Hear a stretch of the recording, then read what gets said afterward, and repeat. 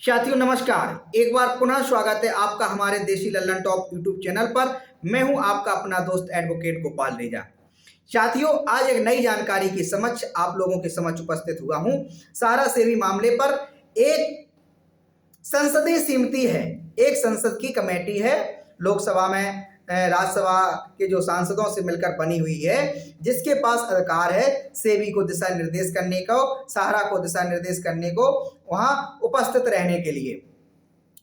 क्या इस कमेटी के बारे में, क्या इस संसदीय समिति के बारे में आप लोगों को जानकारी है? यदि जानकारी है तो हमें हमारे चैनल पर कमेंट करके बताएं। यदि नहीं जानकारी है तो अपना पेन कागज उठाइए और नोट कीजिए। हमें इनसे किस प्रकार से अपनी शिकायत को अपने समाधान करवाने के लिए, अपनी समस्या के समाधान करवाने के लिए लिखना है, किस प्रकार से इनसे मिलना है, किस प्रकार से हम अपनी समस्या जो इस समय देश के 13 करोड़ सहारा के निवेशकों के साथ बनी हुई है उसके बारे में इनको बता सकते हैं। सबसे पहले बात कर लेते हैं इस कमेटी के बारे में, इस संसदीय समिति के बारे में। इसके अध्यक्ष हैं आदरणीय भारतीय जनता पार्टी के सांसद जयंत सिन्हा जी। जयंत सिन्हा जी की अगुवाई में इस संसदीय समिति का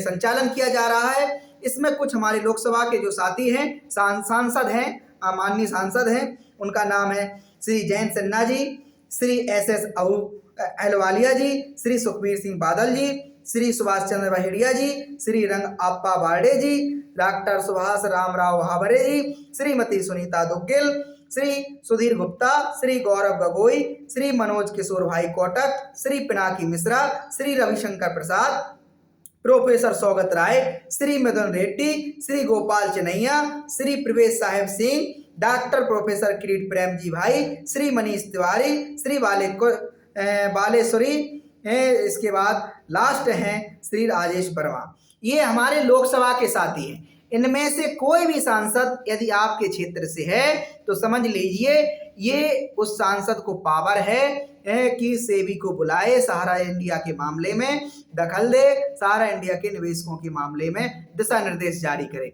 इन जो सांसदों के हमने नाम बोले, एक बार इसमें आप वीडियो को पुनः रिपीट करके देख सकते हैं। जो भी ऊपर हमने सांसद के नाम बताए हैं, यदि आपके क्षेत्र से आए हैं तो तत्काल आप इनसे मिलिए। इसके बाद जो राज्यसभा से सांसद आए हैं उनके नाम हैं श्री अहमद अशफाक जी, श्री सुशील कुमार, श्री अमर पटनायक, श्री एम रमेश, श्री GVL नरसिंह और लास्ट हैं डॉक्टर मनमोहन सिंह। ये इतने जो सदस्य हैं, वित्त विभाग की संसदीय समिति है उसके सदस्य हैं, उसके मेंबर हैं। इनके पास पावर है, शक्ति है सेबी को बुलाने की, सेबी से सवाल जवाब करने की, सेबी से दिशा निर्देश देने की, सहारा किससे सवाल जवाब करने की और अपने जो दिशा निर्देश हैं उनको उनमें शामिल कराने की ये शक्ति इस संसदीय समिति के पास है।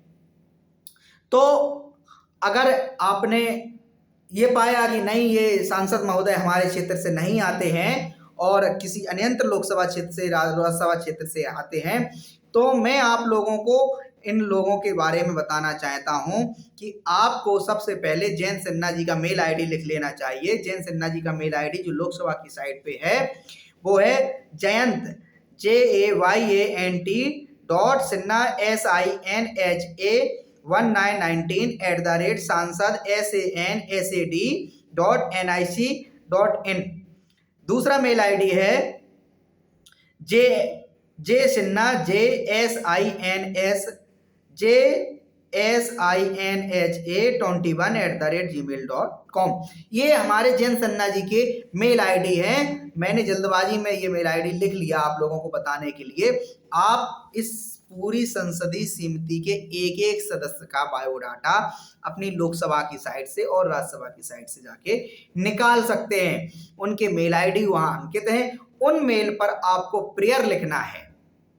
आपको प्रेयर लिखना है जैसे हनुमान जी को अपनी शक्ति का याद दिलाना पड़ा, हमारे सीता मैया का जब अपहरण रावण ने किया, तो आज हमारे लिए ये हनुमान जी के रूप में हो सकते हैं। इन्हें से अगर हमें मदद मिलती है, सहारा से भी मामले पर अगर इन्होंने हस्तक्षेप किया तो मुझे लगता है कि इनके हस्तक्षेप से बहुत सारा कुछ हम निवेशकों का भला हो जाएगा।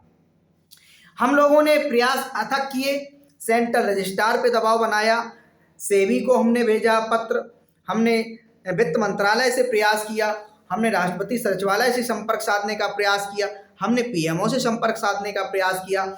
हमारे 13 करोड़ निवेशकों के संगठन ने अलग अलग स्तर से, अलग अलग तरीके से, जिसको जो नॉलेज है, अपने अपने संघर्ष में योगदान जो लोग दे रहे हैं भुगतान प्राप्त करने के लिए, जिसके पास जो भी नॉलेज है सबने वो किया। तो अब आप इन सारे कदमों को उठा चुके हैं। उनका ऐसी बात नहीं है, हमारे लाखों हजारों साथियों को उसका लाभ भी मिला है। कई लोगों को हमारे कंज्यूमर फोरम के आदेश पर भुगतान दिए गए, हमारे कई साथियों को एफआईआर पे भुगतान दिए गए, हमारे कई साथियों को सीआरसी पे शिकायत पे भुगतान दिए गए, कई साथियों को पीएमओ से शिकायत पे भुगतान दिए गए, कई साथियों के हमारे डीएम एसपी से शिकायत करने पे भुगतान दिए गए। ऐसा नहीं है, हाँ इतना है, हमें जिस मात्रा में हमें परिणाम की उम्मीद है उस मात्रा में हमें परिणाम नहीं प्राप्त हो रहे हैं। लेकिन हमारे जो साथी संघर्ष कर रहे हों उनका संघर्ष निरर्थक जा रहा हो, ऐसा नहीं है। तो उन्हीं संघर्षों में से जब हम अनशन के लिए दिल्ली जा सकते हैं, जब हम सीपी ग्राम पे अपनी कंप्लेंट करा सकते हैं, तो हमें एक छोटा सा प्रयास है हमारे माध्यम से, हम चाहते देश भर में ये प्रयास पहुंचे। जब हमारा ये वीडियो हमारे उन तमाम साथियों तक पहुंचेगा जिनको जानकारी ही नहीं है कि सहारा सेवी मामले पर एक संसदीय समिति को इतनी पावर है, वो यदि हस्तक्षेप कर दे तो निवेशकों का कुछ भला हो सकता है। जब वे लोग वीडियो देखेंगे, हमें पूर्ण भरोसा है कि इस संसदीय समिति से संपर्क साधने का प्रयास किया जाएगा, इस संसदीय समिति को पत्र लिखे जाएंगे और इस संसदीय समिति के एक एक मेंबर को मेल किए जाएंगे। तो साथियों, हमने जयंत सिन्हा जी को मेल कर दिया है, अब आपकी बारी है एक एक सांसद को मेल करने की, एक एक सांसद से संपर्क करने की जो इस कमेटी में बनाए गए हैं। यदि आप वीडियो में जल्दबाजी में नहीं सुन पाए हों तो आप पेन कागज लेके इन सांसदों के नाम लिख लीजिए, गूगल से इनके बारे में डिटेल निकालिए, इनको फोन लगाइए, फोन से संपर्क नहीं हो सके तो इन्हें मेल भेजिए, मेल से संपर्क नहीं हो सके इन्हें रजिस्ट्री द्वारा, डाक द्वारा इन्हें रजिस्ट्री भेजिए। तो ये हमारे जो सहारा से भुगतान प्राप्त करने के लिए जो लड़ाई हम लोग लड़ रहे हैं, उन्हीं कदमों से ये हमारा एक ये भी कदम है। धन्यवाद। वीडियो पसंद आए लाइक करें, शेयर करें, कमेंट करें और ज़्यादा से ज़्यादा प्रयास करें कि हमारे इस चैनल को शेयर करें, जिससे लोग सब्सक्राइब कर लें और उन्हें एक बल मिल सके, एक ताकत मिल सके अपनी बात कहने का। लास्ट में आप लोगों से एक सलाह चाहता हूं, मैं बहुत जल्दी अपने चैनल के माध्यम से लाइव प्रोग्राम की प्रारंभ करना चाहता हूं। देश के एक एक निवेशक से मैं 24 आवर्स एक ऐसा कार्यक्रम हो जिस कार्यक्रम के दौरान देश भर से हमारे डिपॉजिटर, हमारे इन्वेस्टर, सहारा इंडिया के पीड़ित निवेशक जो वाकई में परेशान हैं, जिनकी तकलीफें क्या हैं, कितने तरीकों से वो लोग परेशान हैं, वो हम अपने चैनल्स के माध्यम से देश के समक्ष रखने का प्रयास करें। ये कारवां धीमे धीमे बढ़ रहा है। एक दिन हमारे चैनल पर 0 सब्सक्राइबर थे, 0 से वो कारवां बढ़ा 100 पहुंचे, आज चैनल पर 15,000 सब्सक्राइबर होने को हैं। आप लोगों का प्यार कहीं ना कहीं इन्हीं कारणों से मिल रहा है। आप लोग परेशान हैं, व्याकुल हैं, आपको जैसे भी लगता है कि नहीं ये यूट्यूबर, ये व्यक्ति, ये साथी, ये मित्र हमारी कुछ मदद करने के लिए वीडियो बना रहा है, आप तुरंत उस पर, भले ही वो व्यक्ति आपका इस्तेमाल कर रहा हो अपना पैसा कमाने के लिए, धन कमाने के लिए, लेकिन आपको आपके अंदर इतनी पीड़ा है कि आप तुरंत, तमाम हमारे यूट्यूबरों ने धंधा खोल रखा है, ये सहारा से भुगतान कल से मिलना स्टार्ट, आज से मिलना स्टार्ट, सुबह से मिलना स्टार्ट, यहाँ मिला वहाँ, मतलब ऐसे थंबनेल लगा देते हैं, ऐसे टाइटल लगा देते हैं जिससे आप उस वीडियो को देखने के लिए मजबूर हो जाते हैं। तो ठीक है, वो हमारे जज्बातों का फायदा उठा रहे हैं, कोई बात नहीं, लेकिन उन्हें भी सलाम, कम से कम उस मीडिया से तो वो हमारे यूट्यूबर साथी अच्छे हैं जो दिल्ली में बैठकर, जिसको देश की पूरी स्थिति पता है, देश के कोने कोने की स्थिति पता है। आपने धरना प्रदर्शन के दौरान देखा होगा, जी न्यूज की महिला एंकर हमारे सहारा के कार्यक्रम से भागती हुई नजर आई। हमारे सहारा के जो पीड़ित निवेशक एजेंट साथी, उन्होंने अनुरोध किया, मैम प्लीज आप हमारे इस कार्यक्रम को क्यों नहीं दिखा रही हैं, ये बता दीजिए।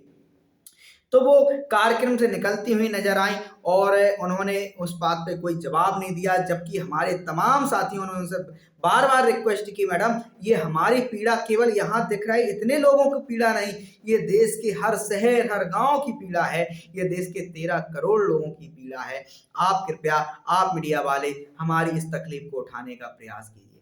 तो धन्यवाद। मैं तो ऐसे भी यूट्यूबरों को करूंगा जो बेशक हमसे धन कमा रहे हो, जो बेशक हमारा उपयोग कर रहे हैं, कम से कम वो हमारी चीज़ों को, हमारी बातों को फॉरवर्ड कर रहे हैं, आगे भेज रहे हो। सही या गलत किन शब्दों में भेज रहे हैं मैं नहीं जानता, लेकिन हमारी आवाज़ बन रहे हैं, ये कम नहीं है। आज़ादी की लड़ाई की लड़ने के लिए हमारे दीवानों ने, आज़ादी के क्रांतिकारियों ने, किसी ने लेखनी से लड़ाई ली, किसी ने धन से लड़ाई ली, किसी ने बंदूक से लड़ाई ली, किसी ने अहिंसा से ली, किसी ने उनके कानूनों में संशोधन कराए के। सबका अपना अपना तरीका था, अपना अपना प्रयास था, लेकिन सबका ध्येय एकमात्र था कि हमें किसी भी प्रकार से अंग्रेजों से देश को मुक्त कराना है, हमें आज़ादी प्राप्त करना। इसी प्रकार हमारे सहारा इंडिया के पीड़ित निवेशक एजेंट साथियों का मानना है कि जब तक हम लोग अपने भुगतान को प्राप्त नहीं कर लेंगे, अलग अलग प्लेटफॉर्म पर अलग अलग तरीकों से जो जिसका तरीका होगा वो उस तरीके से लगातार संघर्ष करता रहेगा। इसके साथ ही आज के वीडियो में इतना ही। मैं आप लोगों से विदा लेना चाहूँगा और कमेंट करके बताएं।